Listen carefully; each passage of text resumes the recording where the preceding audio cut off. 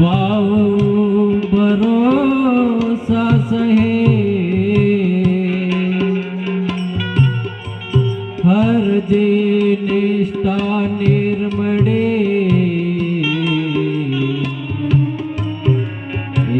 सेवक निरेत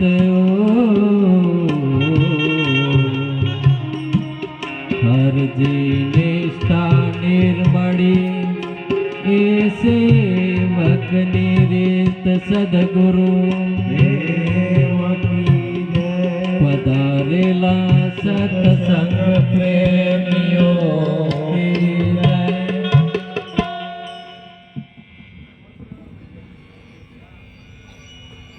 આજે એટલે સંવંત 2081 માગસર વદ છઠ ને શનિવાર તારીખ 21/12/2024 ના રોજ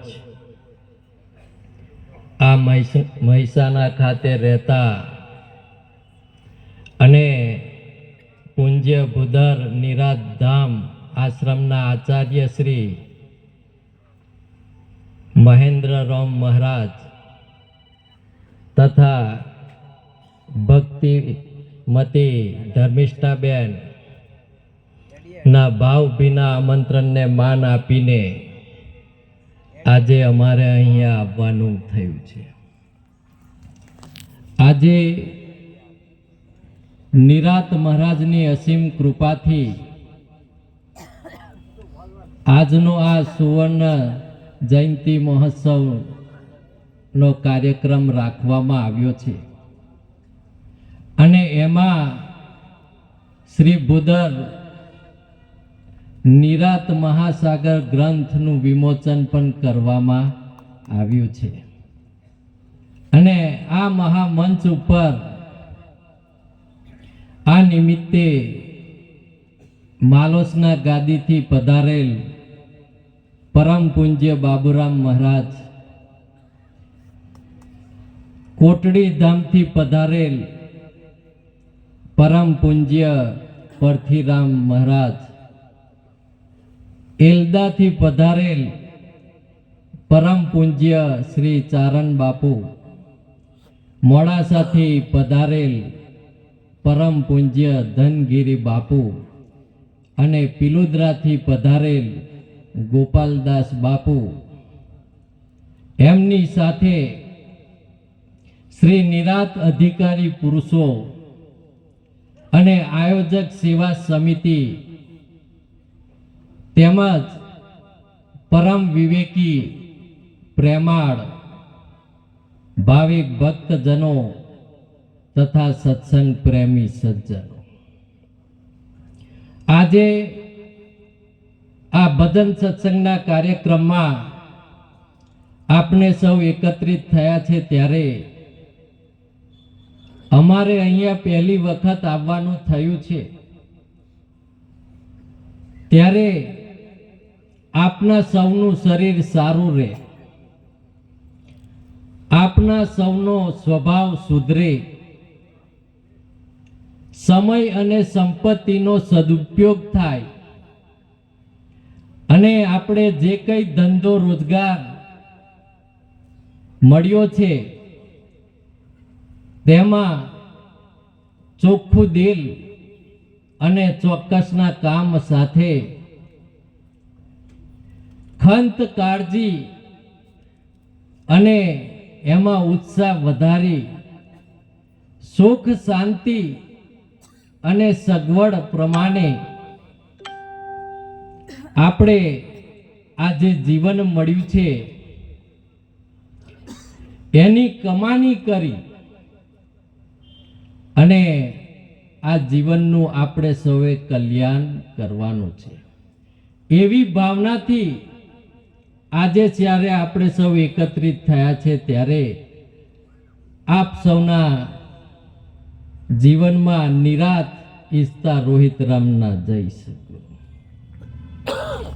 આજે આપણે સૌ એકત્રિત થયા છે ત્યારે નિરાતનું રહસ્ય જે છે એ વાણીમાં પૂરેપૂરું વ્યક્ત કરી શકાય એમ નથી, કારણ કે એ શબ્દ રૂપ નથી, પરંતુ નિવૃત્તિના ભાવની એ દશા છે. અને શ્રીમદ ભગવદ્ ગીતાના શબ્દોમાં જો કહીએ તો સ્થિત પ્રજ્ઞ દશા કહેવામાં આવે છે. નવરા બેસી રહેવું, ફાવે તેમ ફરવું, સૂઈ રહેવું અથવા તો જ્ઞાનની બધી વાતો કરવી, ફોગટની વાતો કરવી એ નિવૃત્તિ નથી.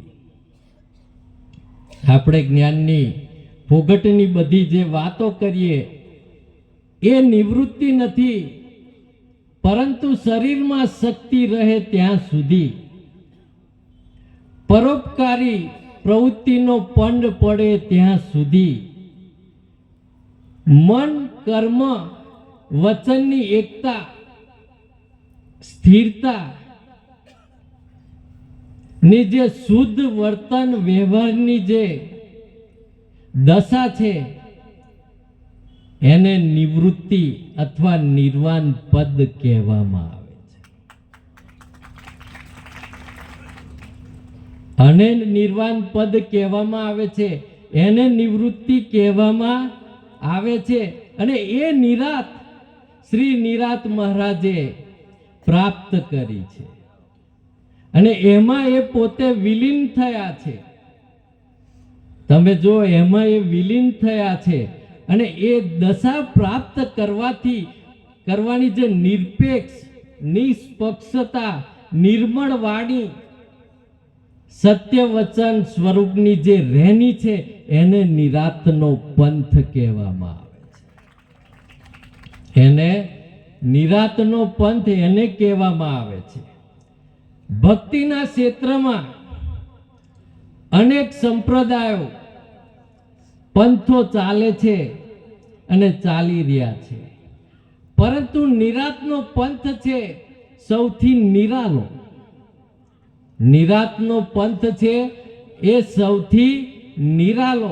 કેમ નિરાલો છે? તો બાબુરામ મહારાજ કહે છે કે નિરાતનો પંથ છે નિરાલો, એ નિરાલાને નુગ્રા શું જોને. નિરાતનો પંથ છે નિરાલો, એ નિરાલાને નુગરો શું જોને. સદગુરુના શિષ્યને એ વાલો, એ વાલાને નુગરો શું જોને. ભક્તિ એ ભાવનો માર્ગ છે. ભક્તિ એ ભાવનો માર્ગ છે. નિર્મળ ભાવ વિનાનું બધું રદ છે. ભક્તિ એ ભાવનો માર્ગ છે અને એમાં જો નિર્મળ ભાવ ન હોય આપણો તો બધું રદ છે. ગમે તેટલું કરો પણ એ બધું તઈ રદ છે. બાબુ બોધ લઈ એ ઠરનારાને નુગરો શું જાય. તમે જો એટલે કીધું કે નિરાતનો પંથ છે નિરાલો, અને એની કઈક વિશેષતાઓ છે, કેટલીક વિશેષતાઓ છે. એટલા માટે નિરાતનો પંથ એ નિરાલો છે, એમને એમ નથી નિરાલો. એની કંઈક ને કંઈક વિશેષતાઓ છે અને એના લીધે એ નિરાલો છે. તો કઈ કઈ વિશેષતાઓ છે? તો નિરાતનો પંથ એ નિવૃત્તિનો પંથ છે. નિરાતનો પંથ એ નિવૃત્તિનો પંથ. નિરાતનો પંથ એટલે કરમ ભરમમાંથી મુક્ત થવાનો પંથ છે ભાઈ. નિરાતનો પંથ એ ન્યાય અને નીતિનો પંથ છે. નિરાતનો પંથ એ રેણીનો પંથ છે. નિરાતનો પંથ શાંતિ પ્રાપ્ત કરવાનો પંથ છે. નિરાતનો પંથ જીવન મુક્ત દશા પ્રાપ્ત કરવાનો પંથ છે. નિરાતનો જે દેશ છે એ અનુભવીઓનો દેશ છે. જો તમે અનુભવીઓનો દેશ છે જે મન અને વાણીથી પર છે. મન અને વાણીથી એ પર છે. નિરાતનો પંથ છે. એનું હૃદય ખાબોચિયા જેવું સાંકડું નથી ભાઈ. એનું હૃદય ખાબોચિયા જેવું સાંકડું નથી, પણ દરિયા જેવું વિશાળ છે. ને એટલે જ આ બધાને સમાઈ શકાય છે, એમને સમાવી શકાય એમ નથી. નિરાતનો પંથ જાતિ પ્રાંતિ કે ઊંચ નીચના મંત મતાંતરોથી પર છે, એનાથી પણ એ ઉપર છે. અને નિરાતનો પંથ એ સંસારીઓ માટે રાજમાર્ગ છે, પહોળો રાજમાર્ગ છે ભાઈ. એમાં બધા જેટલા વાહનો ચલવા હોય ને એટલો ચાલી શકે એમ છે. નિરાતના દેશમાં આલોક કે પરલોકની વાત નથી, સ્વર્ગ કે નર્કની વાત નથી, પરંતુ સંજોગો અનુસાર જે મળી રહે છે એમાં સંતોષ માની સચ્ચિદાનંદને પ્રાપ્ત કરવાનો આ દેશ છે. સંજોગો અનુસાર પોતાને જે મળે એમાં સંતોષ માની અને સચ્ચિદાનંદને પ્રાપ્ત કરવા માટેનો આ દેશ છે. જેમને આ નિરાત સંપ્રદાયની રચના કરી છે એવા મૂળ પુરુષ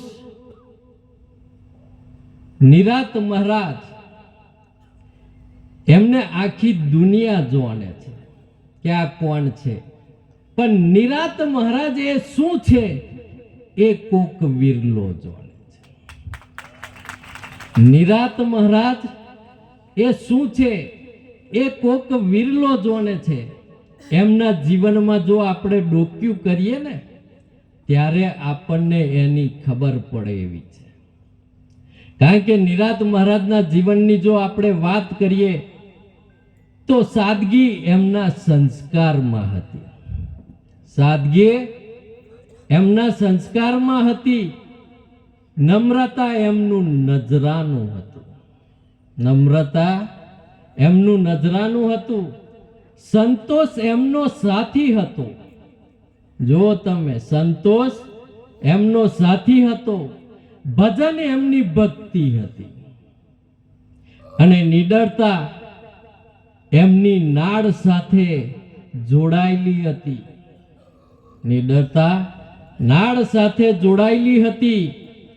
અંધશ્રદ્ધાને આજીવન એમને હરખામની માની. કારણ કે અત્યારના સમયમાં અંધશ્રદ્ધા દિવસે દિવસે વધતી જાય છે, પણ નિરાત મહારાજે એને અડખોમની રાખી આજીવન. અને આપણે બધા અંધશ્રદ્ધાઓ લઈને ફરીએ છીએ, અને એટલે જ આમાં આપણો મેર પડતો નથી. ખુમારી એમના લોહીમાં હતી. ખુમારી એમના લોહીમાં હતી. પૂજા એમનો પ્રેમ હતો. અને નિરાત મહારાજ એ શબ્દોના સ્વામી હતા. નિરાત મહારાજ એ શબ્દોના સ્વામી હતા.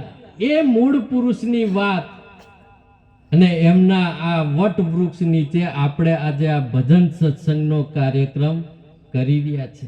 તમે જુઓ, નિરાત મહારાજને 2 બૈરો અને 12 છોકરો, છતાં નિરાત મહારાજ એવું કે હમ હે જોગી અલખ અનાદि पार ब्रह्म की है पारा नाम रूप गुण नहीं हमारे कबहू न धर हुआ उतारा.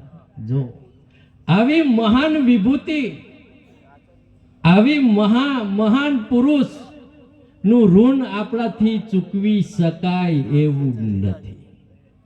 ગમે તેવું કરીએ ને તો એમનું ઋણ આપણાથી ચૂકવી શકાય એવું નથી. એટલે સંત શ્રી બાબુરામ મહારાજ કહે છે, સદગુરુ શું વાડું ઋણ તમારું, તે સમ નથી કઈ દેવાને, એક ગુણ તમારા ગૌ વિશ્વાસે ચાહું વચનની સેવા.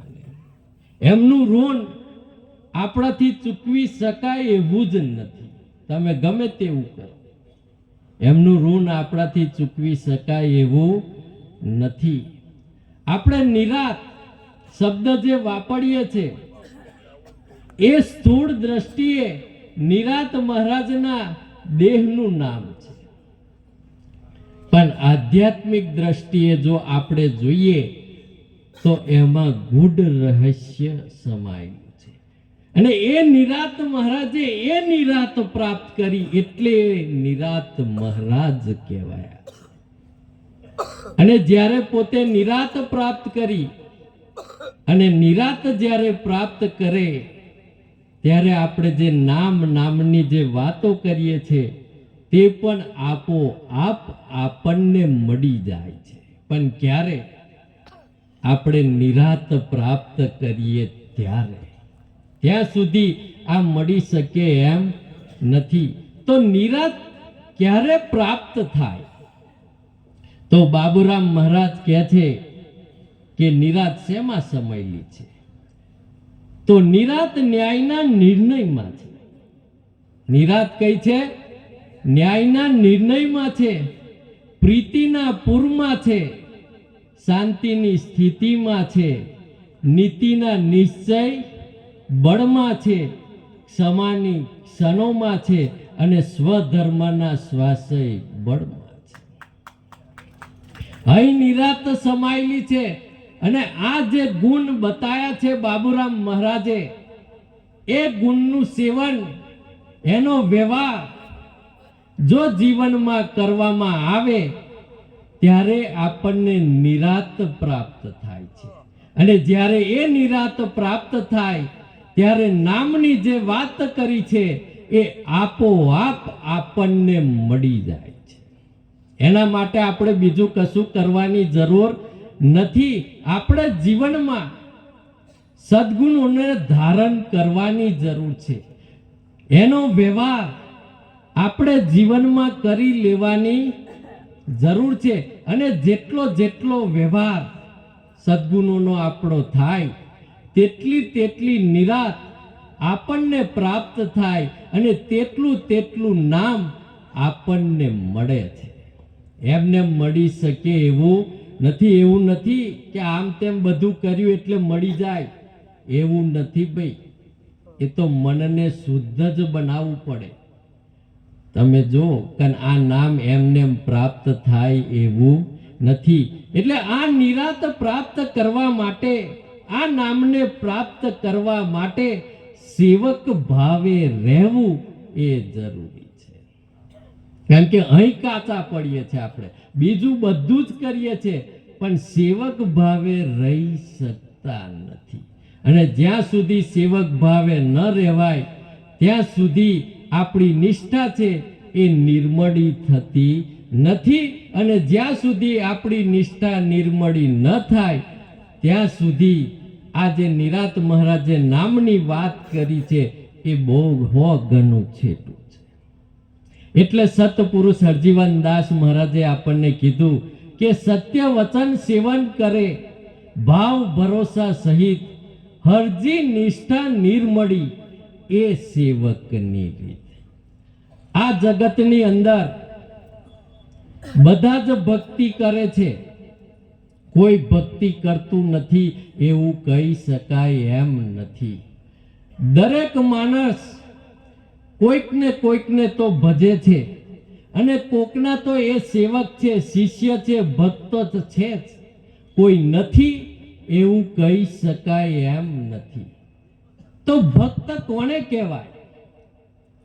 શિષ્ય કોને કહેવાય? સેવક કોને કહેવાય? એ આજે આપણે બધાએ વાત સમજવાની છે સત્સંગના ભાવે કે આ કોને કહેવાય. બાબુરામ મહારાજે એની ઓળખ આપી કે ભક્ત કોને કહેવાય. તો સદગુરુના ગુણ ગાન ગાઈને જે રાજી રહે છે એ સદગુરુનો ખરો ભગત છે. આ ભગતની વ્યાખ્યા આપી કે જે સદગુરુના ગુણ ગાન ગાઈને જે રાજી રહે છે એ ખરો ભગત છે. શિષ્ય કોને કહેવાય? કે સદગુરુના વચનને તન મન અને ધનના ભોગે જે સેવી જોને છે તે સદગુરુનો ખરો શિષ્ય છે. તન મન ધનના ભોગે એ સેવી જોને છે તે સદગુરુનો ખરો શિષ્ય છે. સેવક કોને કહેવાય? તો સદગુરુના વચનને વખાણીને વળગી રહે છે એને સદગુરુનો સેવક કહેવામાં આવે છે. આ ત્રણ ની ઓળખ આપણને આપી અને આજે આપણે વિચાર કરવાનો કે આપણે કઈ કેટેગરીમાં આવીએ છીએ, કે આપણે ભક્ત છે, શિષ્ય છે, સેવક છે, એ કયામાં આપણે આવીએ છીએ એનો આજે આપણે બધાએ વિચાર કરવાની જરૂર છે. એટલે હરજીવન દાસ મહારાજે કીધું કે સત્ય વચન સેવન કરે ભાવ ભરોસા સહિત હરજી નિષ્ઠા નિર્મળી એ સેવકની રીત. આ જગતની અંદર બધાની જ રીત જોવા મળે છે, તેવી જ રીતે સેવકની પણ રીત છે. આ જગતમાં જે કંઈક આપણે કરીએ એની દરેકની કંઈક ને કંઈક રીત છે. તેવી રીતે સેવક બનવાની પણ રીત છે અને એ રીતે સેવક બનીએ ત્યારે આપણને આ જીવનનું કલ્યાણ થાય છે. કારણ એમને એમ થઈ શકે એમ નથી. તમે જો ખેતી કરવાની રીત, ધંધો રોજગાર કરવાની રીત, મજૂરોને સાચવવાની રીત, રસોડું સાચવવાની પણ રીત, એમાં જે કંઈક બનાવે બહેનોને જ ખબર, એમને એની જ રીતની ખબર. કોઈને પટાવવાની હોય રીત, કોઈને પટાવવાની હોય રીત, કોઈની પાસેથી પડાવવાની હોય રીત, કોઈની પાસેથી પડાવી લેવું હોય તો એની હોય રીત, કોમ કઢાવવાની પણ રીત છે. તમે જો ભક્તિ કરવાની પણ રીત, ભજવાની પણ રીત, તેવી રીતે સેવક બનવાની પણ રીત છે.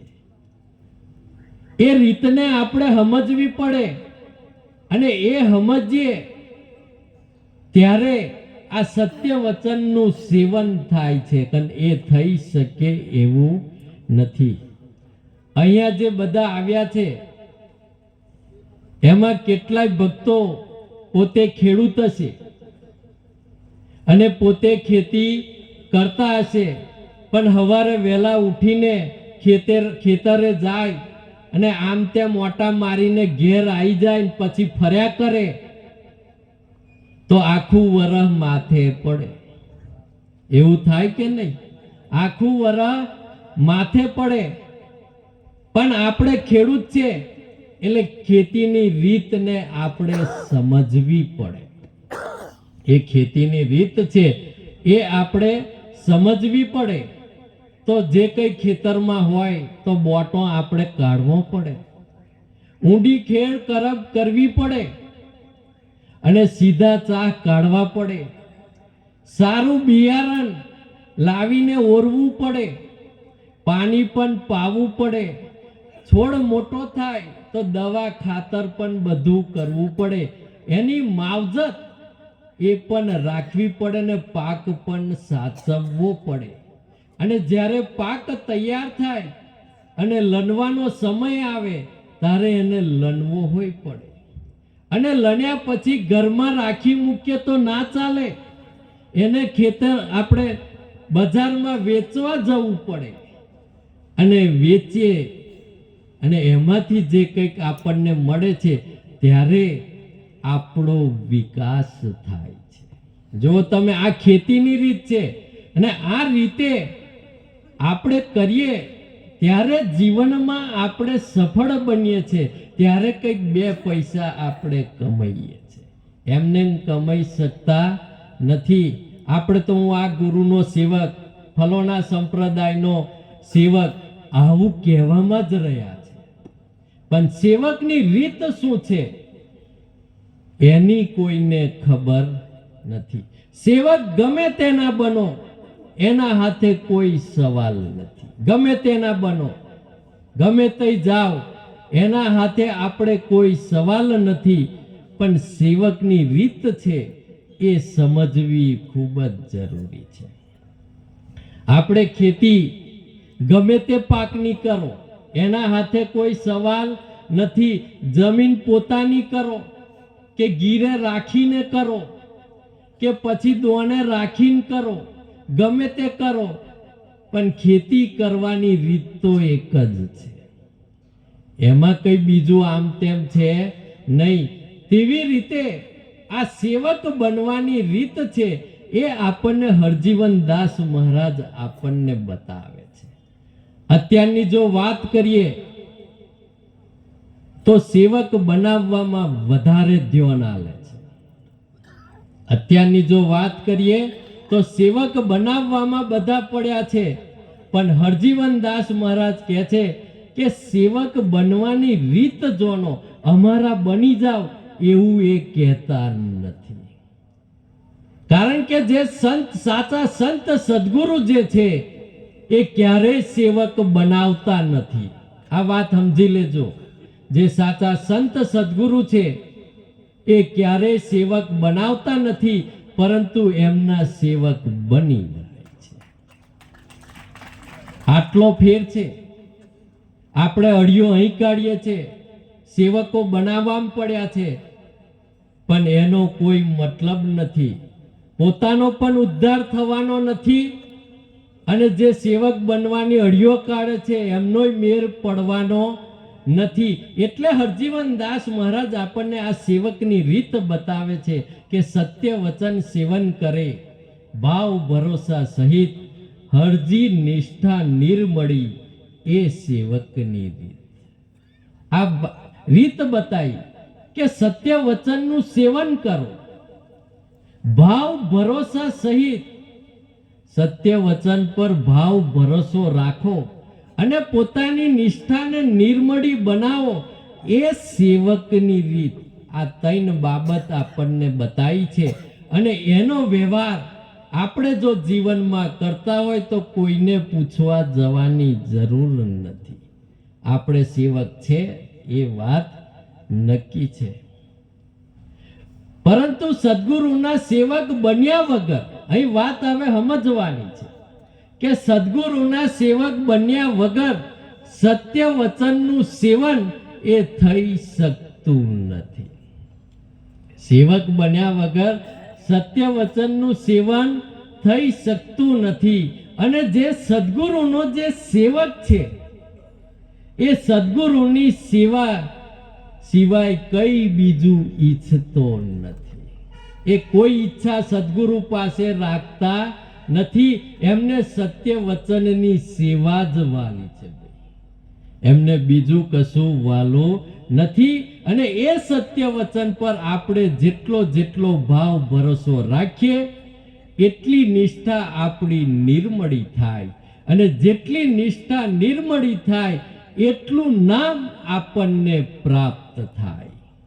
એટલું જ થાય, એથી વધારાનું પ્રાપ્ત થઈ શકે એમ નથી. તો સત્ય વચન એ શું છે, કોને કહેવાય? તો હરજીવન દાસ મહારાજ કહે છે કે સત્ય વચન સતનામ છે. ભવ તરવાનું નામ, વિસામો જીવ શિવનો એવો નિર્મળ ભાવ. આ સત્ય વચન એ જ સતનામ છે અને ભવ તરવાની નાવ પણ એ જ છે. અને જીવ અને શિવનો વિસામો એ પણ સત્ય વચન જ છે. એ પણ સત્ય વચન છે.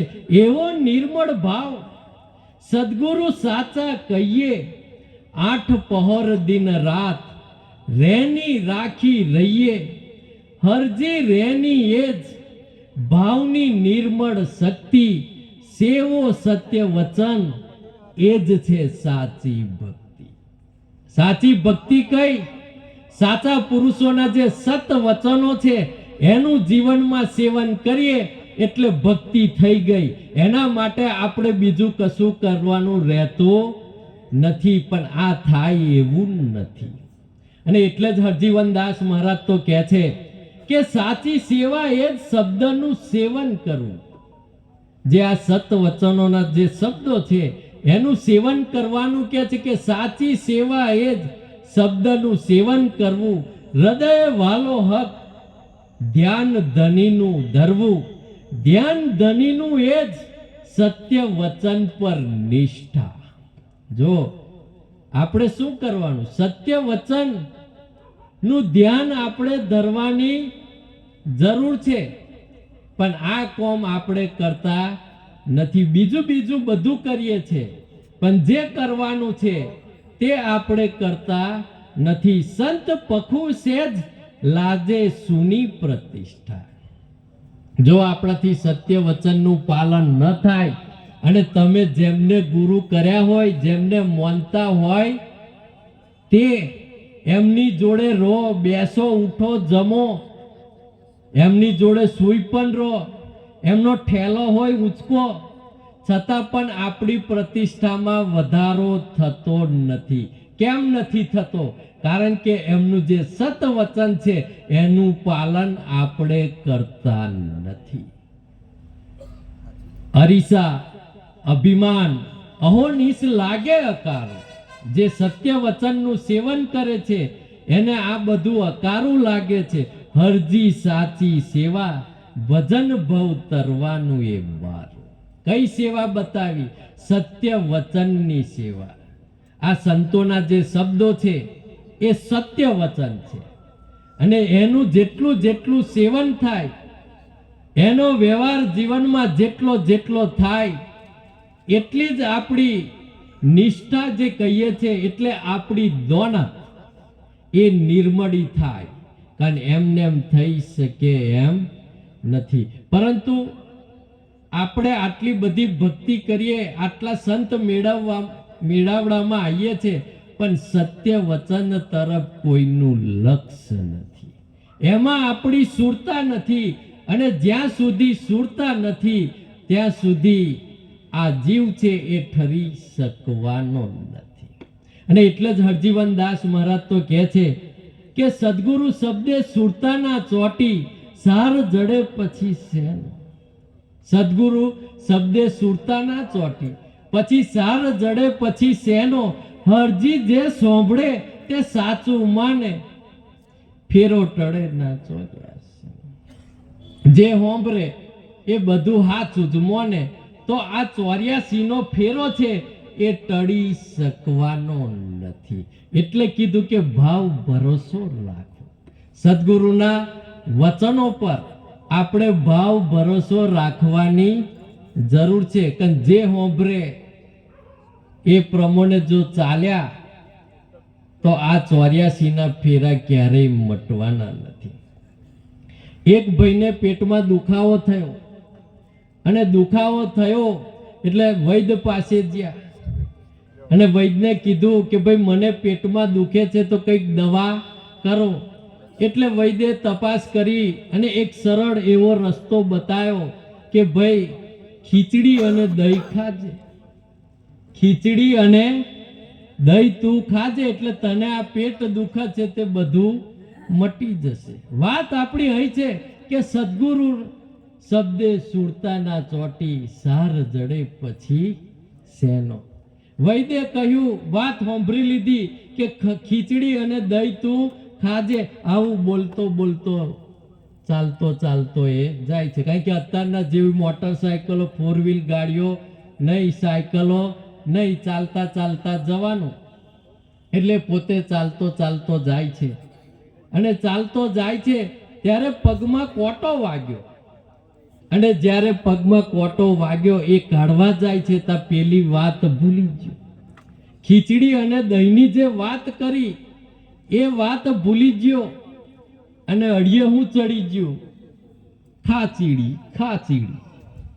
આવી વાત એને અડીએ ચડી જાય. એટલે આવું બોલતો જાય છે.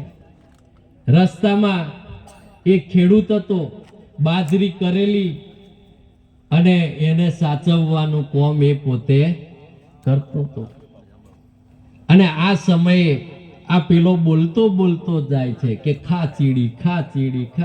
એટલે પેલા ખેડૂતને ગુસ્સો આવ્યો, અને પેલા ભાઈને ઊભો રાખ્યો કે ભાઈ તું ઊભો, અને 2-3 તમાચો મારી દીધી. એટલે પેલાએ કીધું કે ભાઈ મને તે માર શા માટે માર્યો?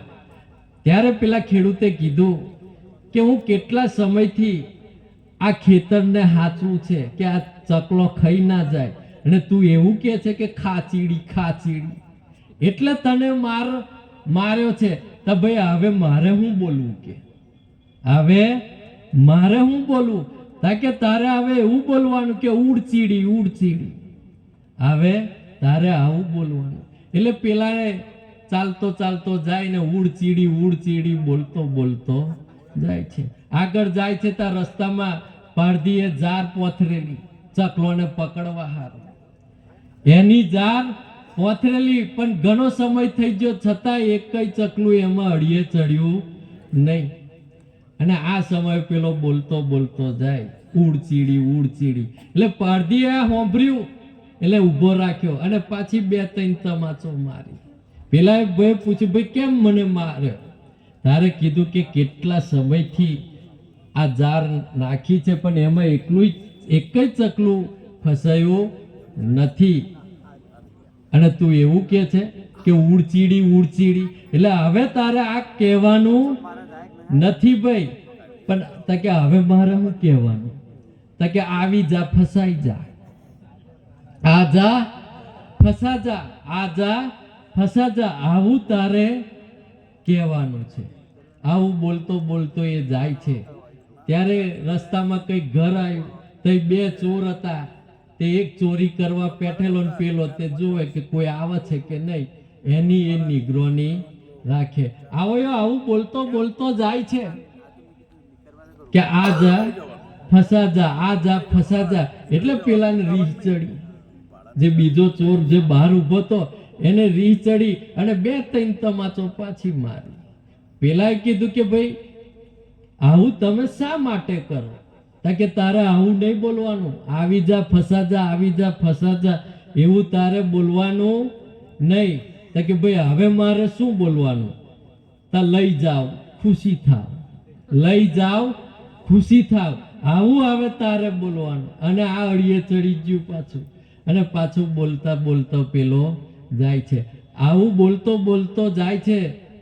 ત્યારે એક ગામ આવે છે અને એમાં એક નગર શેઠ જે હતો એનું મરણ થાય છે, અને એની ઠાઠડી લઈને બધા જાય નીકળેલા શમશાન યાત્રામાં. અને આ બોલતો બોલતો આવે કે લઈ જાઓ ખુશી થાવ, લઈ જાઓ ખુશી થાવ. આવું બોલતો બોલતો ચાલે. એટલે પેલા શમશાન યાત્રામાં હશે આપણા જેવા જોડાયેલા, એમને ઊભો રાખ્યો કે ભાઈ ઊભો, અને પાછી 2-3 ઠોક્યા. એટલે પેલાએ વિચાર કર્યો કે તમે બધા કહો છે એ જ હું બોલું છું, છતાં મને માર કેમ પડે છે? એની પેલાને સમજ પડતી નથી. લઈ જાઓ ખુશી થાવ એવું હવે નહીં બોલવાનું. આ તો નગર શેઠ આ ગામનો વિકાસ કર્યો, અને કદાચ જો 2-5 વર્ષ વધાર્યા હોત તો કદાચ આ ગામની રોનકે બદલી નાખત. અને તું આવું કે છે લઈ જાઓ ખુશી થાવ, લઈ જાઓ ખુશી થાવ. તો પેલા ભાઈ કીધું ભાઈ મારે હવે હું બોલવાનું? તે હવે તમે કહો. એટલે પેલા ભાઈએ કીધું કે આવા દાડા કોઈના ના આવે, આવા દાડા કોઈના ના આવે, આવું તારે બોલતું જવાનું છે. એટલે પેલો બોલતો બોલતો જાય છે. વાત આપણી એ જ છે કે સદગુરુ શબ્દે સુરતા ના ચોટી, સાર જડે પછી. એટલે આવી રીતે બોલતો બોલતો જાય છે. તારે વચ્ચે ઠાકોરનું ઘર આવ્યું, અને ઘણા વર્ષો પછી એમના ત્યાં કઈ ગોળિયું બંધાયું. ઘણા વર્ષો થયા પછી, એટલે ત્યાં આનંદનો માહોલ હતો. બધા ઢોલ આ તે વગાડે અને મોજ બધા કરે અને એનો આનંદ લે. અને આ બોલતો બોલતો થઈ જાય કે ભાઈ આવા દાડા કોઈ ના આવે. તો શું થાય? આપણે બોલી જોજો, કોઈના તો આવા સારા સમાચાર હોય અને આવું આપણે કદાચ બોલી જુઓ તો માર પડે કે નહીં, ગારો હોય હોભરવાની થાય. એટલે પેલા ઠાકોરના જે માણસો હતા એ પેલાને પકડ્યો અને પાછી 2-3 ઠોક્યાલી. પેલાને વિચાર થયો કે જે કહે છે એ જ હું બોલું છું, છતાં મને માર કેમ પડે છે એની એને સમજ પડતી નથી. એટલે પેલા કીધું ભાઈ હવે મારે હું બોલવું. તારે પેલા ભાઈ શીખવાડ્યું કે આવા દાડા સદાય રહે, આવા દાડા સદાય રહે. તો આવી રીતે ગોમ આવી ગયું, ભાગોરમાં આવી રહ્યો ને કોઈનું ઘર હરગેલું, કોઈનું ઘર હરગેલું, આખું ગોમ તમારે એને ઓલવવા માટેનો પ્રયત્ન કરે, બંબા આયેલો નહીં અને ઓલવવાનું કામ કરે, પણ આ ઘરમાં આગ લાગેલી તે ઓલવાતી નથી. અને આવ્યો આવું બોલતો બોલતો આવે કે આવા દાડા સદાય રહે, આવા દાડા સદાય રહે. એટલે પાછો અહીં માર પડ્યો, અહીં માર પાછો પડે, એને સમજ નહીં પડી. વાત આપણે અહીં જ સમજવાની છે કે આપણે બધા સંત મેળાવડા ખૂબ જ કરીએ છીએ અને અધિકારી પુરુષો પણ ઘણા બધા આવે છે, પણ સદગુરુના શબ્દમાં સુરતાના ચોટે ત્યાં સુધી સાર જડે એવો નથી. કારણ કે આપણે જ્યારે આવો કાર્યક્રમ રાખીએ છીએ એમાં આપણે 10-10, 15-15 મિનિટ બોલવા આપવામાં આવે છે. અને આવું જ્યારે વધારે પડતા બોલે તો ભગતોની શું દશા થાય, ભગતોની શું દશા થાય. કારણ કે બધા હવે 10-15 મિનિટ 20 મિનિટમાં સત્સંગની વાત થઈ શકે એમ નથી.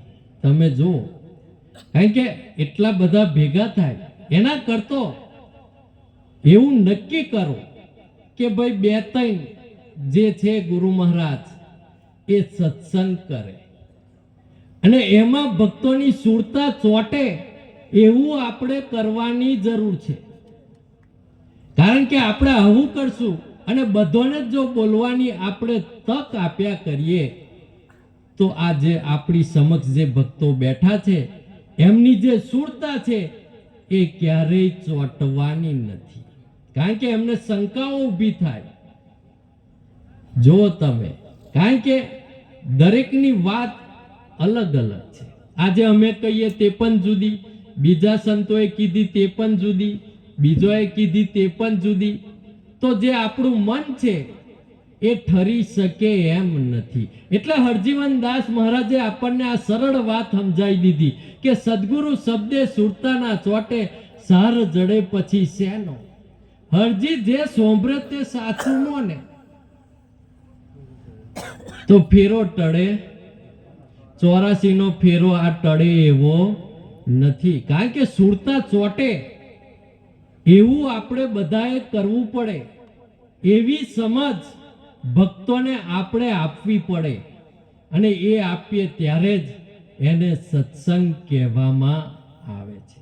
એટલે હરજીવનદાસ મહારાજે કીધું કે સત્ય વચન સેવન કરે ભાવ ભરોસા સહિત હરજી નિષ્ઠા નિર્મળી એ સેવકની રીત. આજે સત્ય વચન નું જે સેવન કરવાની વાત છે એમાં આપણને ભાવ ભરોસો હોય તો જ એ સેવન થઈ શકે છે, કન થઈ શકે એવું નથી. એટલે કૃષ્ણ પ્રભુ અર્જુનને કહે છે કે મારા ઉપર ભરોસો રાખ પણ મારા ભરોસે તું બેસી ના રહે. મારા પર ભરોસો રાખ પણ મારા ભરોસે તું બેસી ના રહે. તારું જે કર્તવ્ય છે, તારી જે ફરજ છે, તારો જે સ્વધર્મ છે એ તારે બજાવવાની જરૂર છે. મારા પર ભરોસો રાખ પણ મારા ભરોસે તારે બેસી રહેવાની જરૂર નથી. એટલે સત્ય વચન તો છે જ સંતોનું, પણ એમના વિશ્વાસે પછી બેહી જ રહીએ, કશું કરીએ જ ના, તો એ ચાલે એવું નથી. એના માટે એનું સેવન આપણે કરવું પડે, એ રીતે જીવન જીવવું પડે, ત્યારે આપણું કલ્યાણ થાય છે. એટલે જ કબીર સાહેબ આપણને કહે છે કે લીખા કરમ કા મીટે નહીં, ગુરુ કર ભજ હરિનામ, સીધે રસ્તે નિત ચલો, દયા ધર્મ વિશ્રામ. જો આપણે જે કંઈક લખ્યું છે એ થવાનું જ છે, એ નથી થવાનું એવું નથી. પણ સંતો આપણને રસ્તો બતાવે છે કે આપણને આ જીવન મળ્યું તો આપણે શું કરવાનું. તો ગુરુ કર, તું ગુરુ કર, ભજ હરિનામ, હરિનું ભજન કર, સીધ રસ્તે નિત ચલો, સીધા રસ્તે તું ચાલ તો શું થશે? દયા ધર્મ વિશ્રામ, આપણી ઉપર દયા થશે, પ્રભુની કૃપા થશે. વિશ્રામ એટલે આપણને નિરાત પણ મળશે અને ધર્મનું પાલન પણ થશે. પણ ક્યારે આ ત્રણ બાબત આપણે જીવનમાં કરીએ ત્યારે લખેલું છે એ ક્યારે મટવાનું નથી. પણ આ જીવન મળ્યું છે તો એને સુધારી કેવી રીતે શકાય? તો આ ત્રણ કામ કરવાની જરૂર છે. ગુરુ કર, ભજ હરિનામ અને સીધે રસ્તે નિત ચલો, સીધા રસ્તે ચાલો. એટલે પ્રભુનું ભજન, પ્રભુની ભક્તિ થઈ જશે એ વાત નક્કી છે. હરજીવન દાસ મહારાજ પણ કહે છે કે નથુદાસ સરને હરજીના સર્વે કાર્ય સરે, સંચિત ક્રિયા કર્મ ટળી જાય છે. સંતોના સરને જવાથી અત્યારે આપણે જે ભોગવી રહ્યા છે પ્રારબ્ધ કર્મ ભોગવી રહ્યા છે, પણ સંચિત કર્મ અને ક્રિયામાન કર્મ એ ટળી જાય છે. કેવી રીતે? તો સદગુરુના સરને જવાથી, એમના વચનોનું પાલન કરવાથી આ છે એમાં સુધારો વધારો થઈ શકે છે. એટલે હરજીવન દાસ મહારાજ આપણને કહે છે કે સત્ય વચન સેવન કરો, ભાવ ભરોસા સહિત હરજી નિષ્ઠા નિર્મળી એ સેવકની. તો આ નિષ્ઠાને નિર્મળી કરવાની વાત આવી